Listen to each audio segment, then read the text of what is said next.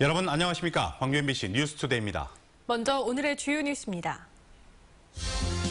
인양 과정에서 여러 구조물이 제거된 세월호에 추가로 천공과 절단이 예정돼 있어 진상규명 차질을 우려하는 목소리가 높습니다.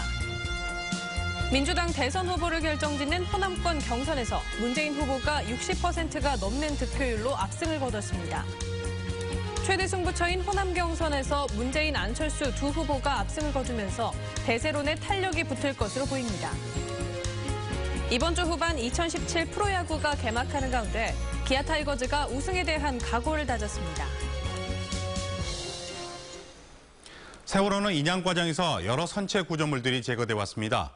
현재까지 많은 구멍이 뚫리고 선체가 잘리는 등 손상이 있었는데 목포에 거치된 뒤에도 추가로 천공과 절단이 예정돼 있어 우려의 목소리가 높습니다. 김진선 기자입니다. 누워있는 세월호의 우현 선미에 차량이 오가는 경사문, 램프가 보입니다. 바닥을 향하는 좌현 램프가 절단된 입구로는 차량과 굴삭기가 쏟아져 걸려 있습니다. 좌현 램프는 지난 24일 반잠수식 선박 거치 작업에 방해가 된다며 제거된 뒤 아직 수중에 있습니다. 조류를 따라 다소 이제 위치 이동이 있을 수는 있으나 중장물이기 때문에 사각 폐수 안에 있을 것으로. 인양 과정에서 불가피하다며 제거된 구조물은 좌현 램프가 처음은 아닙니다. 선체에는 이미 크고 작은 140여 개의 구멍이 나 있고 닷과 스테빌라이저, 가판 울타리 등 주요 구조물들이 유가족과 특조위의 반대에도 제거돼 왔습니다. 해수부는 선체가 목포에 거치된 뒤에도 배수를 위한 구멍을 추가로 뚫고 객실 부분을 따로 절단해 미수습자 수습을 하는 방식을 고려하고 있습니다. 램프 잘라는 것도 그렇지만 또 천공을 또 하겠다 그러니까 그건 진상규명을 방해하겠다는 거죠. 그러니까 해수부가 끝까지 방해를 하고 있는 거죠. 물 밖으로 부양해 있는 세월호는 유성 혼합물 배출과 반잠수식 선박과의 고정 작업을 마친 뒤 오는 30일 전후 목포 신항으로 출발할 것으로 보입니다. MBC 뉴스 김진선입니다. 기름 묻은 미역이 시장에 나오면 구입하시겠습니까? 세월호 기름 유출 피해를 입은 미역 양식장에 대한 보험사 측의 현장 실사가 이뤄졌는데 보험사 측에서는 일단 팔아보고 안 팔린 만큼 보상하겠다는 입장입니다. 동거차도 어민들이 울상을 짓고 있습니다. 양현승 기자가 취재했습니다. 세월호에서 나온 기름이 휩쓸고 간 동거차도 미역 양식장. 상하이 셀비지가 가입한 영국의 보험사 측 손해사정인이 현장을 찾았습니다. 양식장 3곳을 돌며 바닷물과 미역을 시료로 확보했습니다. 채취된 시료는 영국의 검사기관으로 보내지게 되며 결과가 나오기 전까지 최소 열흘가량이 필요할 것으로 보입니다. 가급적 정책 행정의 중심 방향을 신속한 피해 조사와 신속한 배상 쪽으로 전개될 수 있도록. 어민들은 통상 3차례 수확이 이루어지는 걸 감안해 전량을 보상해 줄 것을 요구하고 있습니다. 20가닥에 15만 원씩 하는 시세를 적용해 13개 양식장 전체를 보상해야 한다는 겁니다. 이 동거차도 미역은 누구라도 이게 진짜 상품 가치가 안 돼서 먹을 수가 식품으로 사용이 안 되기 때문에 어민들 모두가 지금 한 목소리로 전량 폐기를 원하고 있습니다. 보험사 측은 그러나 일단 정상 수확을 해서 시장에 내놓고 판매를 시도해야 한다는 논리입니다. 노력을 해도 팔리지 않는 물량이 있다면 피해로 적용될 수 있다는 입장입니다. 기름이 묻어있기 때문에 여기는 값을 이제 현저하게 낮은 값이라든지 아니면은 물량에 대해서 반품이 들어온다든지 이러한 경우에 보상을 지금 보험사에서 해주는. 전체 피해 조사는 언제 이루어질지도 불확실해 어민들은 피해 보상이 장기화될 가능성을 걱정하고 있습니다. MBC 뉴스 양혜승입니다. 오늘 맑은 날씨를 보이는 가운데 낮에는 포근한 봄 기운 느낄 수 있겠습니다. 다만 오후부터는 점차 흐려지겠는데요. 현재 출근길 곳곳에서는 안개가 짙게 끼어 있습니다. 광주를 비롯해 나주와 장성 등 전남 13개 시군에서는 안개주의보 내려져 있는데요. 시정이 평소에 반에도 미치지 못하고 있습니다. 또 낮에도 방무나 연무 형태로 남아있는 곳이 있으니까 오늘 교통안전에 주의하시기 바랍니다. 오후부터 점차 흐려지면서 밤에는 비가 시작되겠습니다. 내일 아침까지 광주와 전남 지역 5에서 20mm의 강우가 예상되니까요. 우산 꼭 챙기셔야겠습니다. 비가 내려도 큰 추위 걱정은 없겠습니다. 현재 기온 보시면 광주가 3.7도를 보이고 있고요. 담양이 영하 0.5도, 화순 영하 0.4도 등 전남 일부 지역 영하권까지 떨어져 있습니다. 낮 기온은 15도 안팎까지 오르겠습니다. 대부분 지역 어제보다는 2도에서 3도가량 높은 낮 기온 예상됩니다. 곡성과 구례, 보성이 14도로 일교차가 크게 벌어지겠습니다. 날씨였습니다. 전국적 관심을 모은 민주당 대선 후보 호남권 경선에서 문재인 후보가 압승을 거뒀습니다. 과반을 넘길지가 관심이었는데 60% 선을 넘었습니다. 먼저 김철원 기자입니다. 대통령 선거 후보자 이변은 없었습니다. 더불어민주당 호남권역 경선에서 문재인 후보가 14만 2천 표로 전체의 60.2%를 얻어 1위를 차지했습니다. 안희정 후보가 4만 7천 표, 20% 득표율로 2위를 기록했고 이재명 후보가 4만 5천 표, 19.4%로 3위를 기록했습니다. 문재인 후보 압승의 토대는 일반 시민들이 경선에 참여한 ARS 투표였습니다. 투표에 참여한 22만 2천 명 가운데 13만 3천 표, 59.9%를 가져갔습니다. 개표하기 전 현장 연설에서 각 후보들은 자신을 대선 후보로 밀어달라고 호소했습니다. 우리 모두의 꿈, 함께 어우러져 모두가 행복하게 살아가는 대동세상의 꿈을 저 이재명이 여러분께 만들어 드리겠습니다. 공정하고 정의로운 나라, 상식과 원칙이 바로 서는 나라, 완전히 새로운 대한민국, 저 문재인과 함께 만들어 주시겠습니까? 새로운 미래의 비전을 갖고 새로운 대한민국의 이상으로 가장 확실한 국민의 지지와 사랑을 얻어낼 수 있는 저 안희정입니다. 압승 소식이 전해지자 문재인 후보 지지자들은 환호했고 안희정, 이재명 지지자들은 실망하는 기색이 역력했습니다. 모든 권역의 투표수가 합산돼 공개되는 4월 3일 민주당 대선 후보가 확정될 예정인데 이때 1위 후보가 과반 득표에 실패할 경우 1, 2위 후보끼리 결선 투표를 거쳐 오는 4월 8일 민주당 대선 후보가 확정되게 됩니다. MBC 뉴스 김철원입니다. 최대 승부처인 호남 경선에서 문재인 후보가 압승을 거두면서 대세론에 탄력이 붙게 됐습니다. 본선에서는 문재인, 안철수 두 후보 간의 맞대결이 예상됩니다. 윤근수 기자입니다. 민주당의 심장이라는 호남에서 문재인 대세론이 입증됐습니다. 문재인 후보는 최대 승부처인 호남에서 반문 정서를 이겨내고 60%를 득표함으로써 민주당 대통령 후보 자리에 한 발짝 더 다가섰습니다. 문 후보는 경선은 물론 본선에서도 압승하겠다며 자신감을 보였습니다. 준비된 저 문재인이 정권교체 책임지고 기필코 성공한 대통령이 되겠다고 동지 여러분께 자신 있게 보고드립니다. 국민의당은 지난 주말 호남 경선 결과가 반문 정서 때문이라고 주장했지만 안철수 후보의 압승이 오히려 문재인 후보 지지자들을 더 단단하게 결집시킨 것으로 보입니다. 국민의당은 결국엔 문재인, 안철수 두 후보가 본선에서 대결하는 상황을 염두에 두고 문 후보에 대한 공세를 강화하고 있습니다. 문재인 후보와 캠프 인사들은 전두환 표창, 부산 대통령 등 계속되는 막말에 대해서 감추기에만 바빴고 진심 어린 사과는 없었습니다. 그동안의 대선과는 달리 호남의 민심은 경선뿐만 아니라 본선에서도 다시 한번 주목받을 가능성이 높아졌습니다.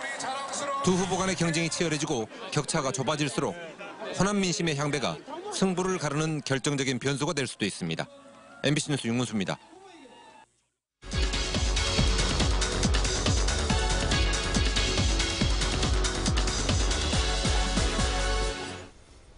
더불어민주당의 대선 후보를 결정하는 호남권 경선이 어제 끝났습니다. 이로써 호남이 지지하는 야권 경선 후보들의 순위가 매겨졌는데요. 앞으로의 경선과 대선은 어떻게 전개가 될지 광주대학교 천성권 교수 모시고 자세한 이야기 나눠보도록 하겠습니다. 어서 나오십시오. 예, 안녕하십니까. 네, 어제 경선 결과 어떤 의미로 해석을 해볼 수가 있을까요? 예, 그렇습니다. 지난 석 달 이상 문재인 대세론을 이루고 있었던 이 대세가 다시 한번 확인된 그런 결과였기 때문에 이변은 없었습니다. 나름대로 문재인 후보 캠프에서 그동안 지역의 어떤 반문 정서를 생각해서 겸손한 모드로 추진해왔던 그런 결과라고 보여지고요.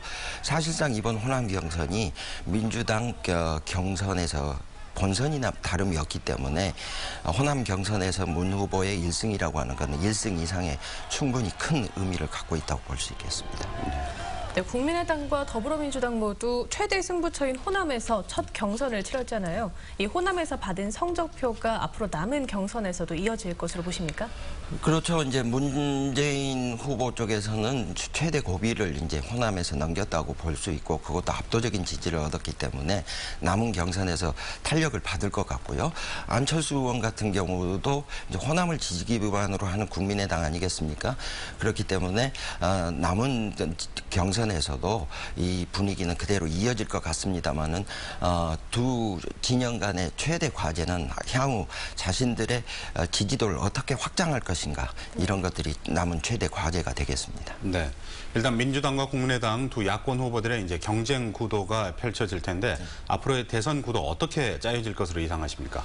뭐 비록 기간이 많이 남지는 않았습니다만은 앞으로도 어떤 그 야권 진영이라 그럴까요? 지금 문재인 대세론에 맞서고 있는 비문 진영의 어떤 연대라든가 이런 변수들이 남아있기 때문에 지금 확실하게 대선 구도를 얘기할 수는 없겠습니다만은 아무래도 이번 호남 경선에서 안희정 후보가 결선 진출이 이제 불분명하게 됨으로써 이 안희정 후보가 그간에 안고 있었던 어떤 중도 보수의 이런 표층들이 어느 쪽에서 반사 이익을 얻을 것인지 네. 그리고 이제 문재인 후보에 맞서는 비문 진영에서 어떻게 연대를 만들어낼 것인지 이런 것들이 향후 조기 대선의 큰 변수가 되겠습니다.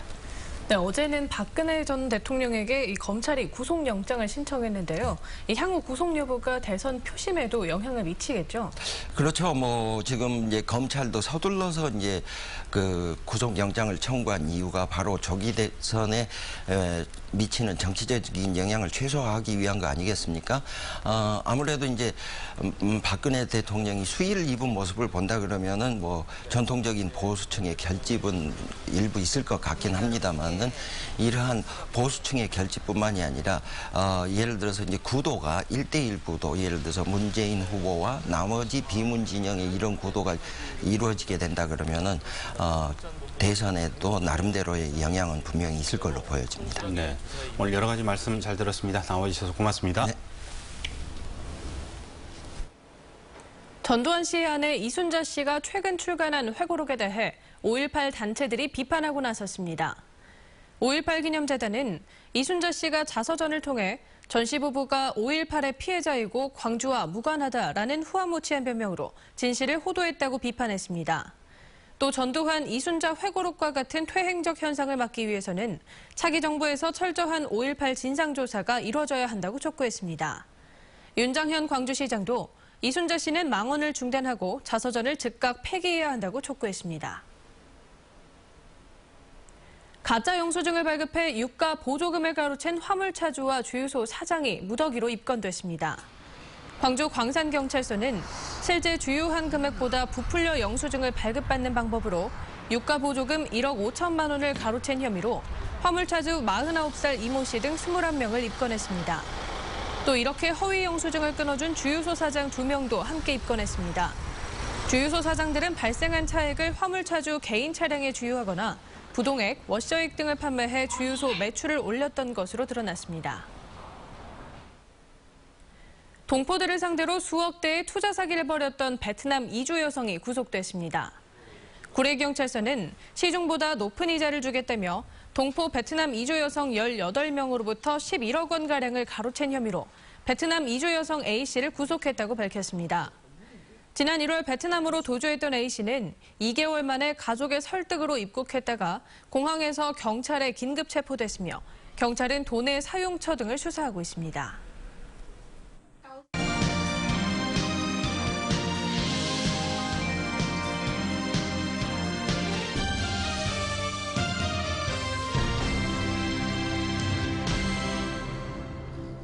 이번 주말부터 올 시즌 프로야구가 본격적으로 시작됩니다. 개막전을 앞두고 열린 미디어데이 행사에서 기아 타이거즈는 시즌 우승을 향해 뛰겠다는 각오를 다졌습니다. 이계상 기자입니다. 두산 베어스의 3연패를 저지할 유일한 대항마로 거론되는 기아 타이거즈. 개막전을 앞두고 열린 미디어데이 행사에서 김기태 감독은 일단 가을 야구 진출을 포부로 밝혔습니다. 홈에서 멋진 또 포스트시즌을 할 수 있도록 준비 열심히 했습니다. 꼭 여러분들께 좋은 모습 보여드릴 것을 약속드리면서 올 시즌 시범 경기에서 어느 해보다 화끈한 타선과 든든한 투수진을 선보인 호랑이 군단. 선수들은 가을 야구를 넘어 11번째 우승 신화를 꿈꾸고 있습니다. 우승이라는 꿈을 향해 열심히 뛸 테니까 팬분들도 많이 응원 부탁드리겠습니다. 우승하게 되면 축승회 때 11명에서 걸그룹 댄스가 어떤 건지 보여드리겠습니다. 기아의 시범 경기 성적은 5승 6패.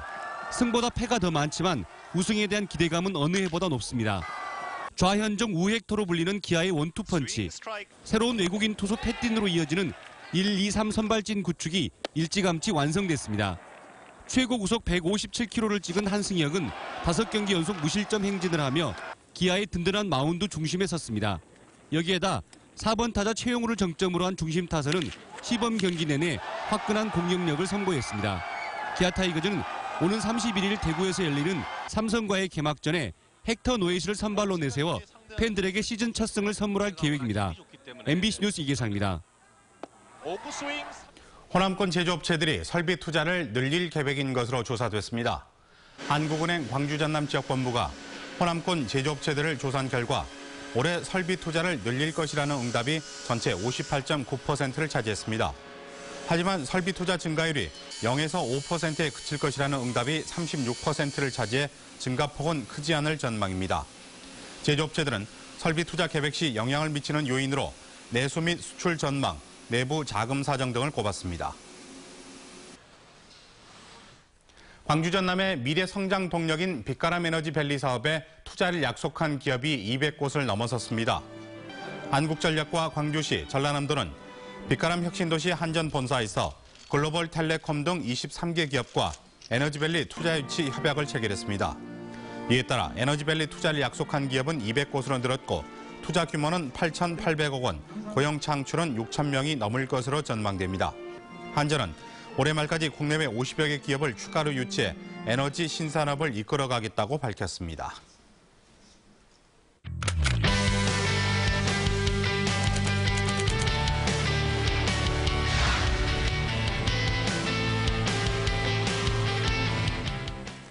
식당가를 지나다 보면 이 많은 음식점들은 장사가 다 잘 될까 하는 생각이 들곤 하죠. 광주의 음식점 수는 작년 말 기준 31,800여 곳입니다. 2014년 22,000여 개였던 것에 비교하면 2년 사이에 44%나 증가했습니다. 조기 퇴직과 취업난이 심해지면서 창업을 하는 사람들도 늘고 있기 때문인데요. 그중 손쉽게 차릴 수 있는 중소규모 음식점 프랜차이즈의 증가세가 두드러집니다. 하지만 비슷한 업종들이 늘면서 과다 경쟁이 심해지고 있습니다.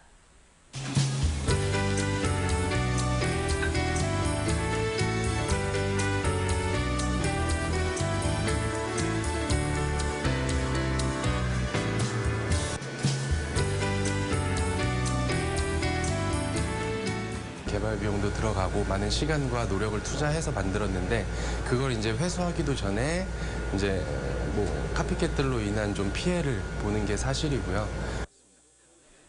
이런 출혈 경쟁이 수익성 악화로 이어져서 문을 닫는 업체도 늘고 있습니다.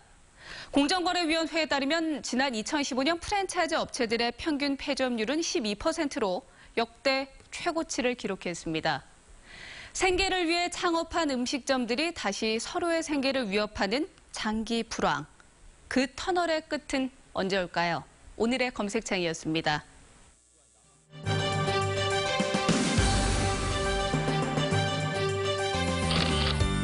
광주 MBC 희망인물인 베비에르 마옥천 대표가 고용노동부가 선정하는 3월의 제과 부문 기능 한국인상을 수상했습니다.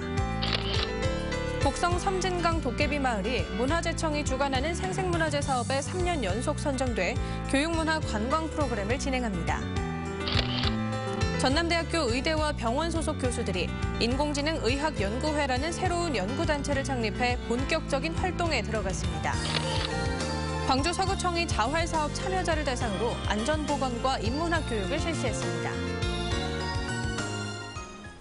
박근혜 전 대통령을 풍자한 내용 때문에 전시되지 못했던 홍성담 작가의 그림 세월호 월이 오늘부터 광주 시립미술관에서 전시됩니다. 세월호 참사 3주기 추모전으로 열리는 이번 전시에서는 세월 5월을 비롯해 세월호 관련 그림과 영상 등 30여 점이 다음 달 23일까지 전시됩니다. 세월호 월은 지난 2014년 광주 비엔날레 20주년 특별전에 전시될 예정이었지만 박근혜 전 대통령을 풍자한 내용 때문에 전시가 무산됐습니다. 티웨이 항공의 광주공항 수송 인원이 100만 명 돌파를 앞두고 있습니다. 지난 2014년 9월에 광주 제주 노선의 운항을 시작한 티웨이 항공은 지난달까지 누적력의 90만 명이 광주공항을 이용했다고 밝혔습니다. 또 무안공항에 첫 발을 내민 지난 2014년 11월부터 지난달까지 무안공항의 전체 이용객 가운데 3분의 2가량인 45만 9천여 명이 티웨이 항공을 이용했다고 덧붙였습니다. 광주 전남 중소기업청이 광주 전남 10개 중소기업을 2017년도 글로벌 강소기업으로 선정했습니다. 광주에서 선정된 기업은 아이오솔루션, 우리로, 신진정밀, 화인특장, GI엠텍이고 전남에선 픽슨, 완도전복, 신성메이저글러브, SFC, 이맥스, INC입니다. 이에 따라 광주 전남에서 글로벌 강소기업은 기존 32개에서 총 42개로 늘었습니다. LH의 광주 전남 지역본부가 광주 효천 1지구의 단독주택 용지와 근린 생활시설 용지 등 총 29필지 9,000제곱미터를 신규 공급합니다. 청약 신청은 추첨 토지의 경우 다음 달 4에서 5일에, 입찰 토지는 다음 달 10에서 11일에 가능합니다. LH는 효천 1지구의 경우 교통 여건이 매우 우수하고 입지나 교육 여건도 양호해서 실수요자 계층에서 관심이 많다고 밝혔습니다. 오늘 맑은 날씨를 보이는 가운데 낮에는 포근한 봄 기운 느낄 수 있겠습니다. 다만 오후부터는 점차 흐려지겠는데요. 현재 출근길 내륙 곳곳에서는 안개가 많이 끼어 있습니다. 광주를 비롯해 나주와 장성 등 전남 13개 시군에서는 안개주의보 내려진 상태인데요. 시정이 평소에 반에도 미치지 못하고 있습니다. 낮에도 방무나 연무로 남아있는 곳이 있으니까 오늘 교통안전에 주의해 주셔야겠습니다. 오후부터 점차 흐려지면서 밤부터는 비가 시작되겠습니다. 내일 아침까지 광주와 전남 지역 5에서 20mm의 강우가 예상되니까요. 우산 꼭 챙기셔야겠습니다.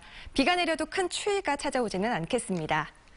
현재 기온 보시면 광주 3.7도를 비롯해 영광이 영하 0.9도, 담양 영하 0.5도 등 전남 일부 지역 영하권까지 떨어져 있습니다. 낮 기온은 15도 안팎까지 오르겠습니다. 대부분 지역 어제보다는 2도에서 3도가량 높은 낮 기온 예상됩니다. 곡성과 구례, 보성이 14도로 아침에 비해 낮 기온이 크게 오르겠습니다. 오늘 전 해상에서는 최대 2m까지 물결 조금 높게 일겠고요. 오후부터 돌풍과 함께 천둥과 번개가 치는 곳이 있겠습니다. 당분간 15도 안팎의 평년과 비슷한 낮 기온 유지되겠고요. 이번 주말 맑고 포근한 봄 날씨 만끽하실 수 있겠습니다. 날씨였습니다.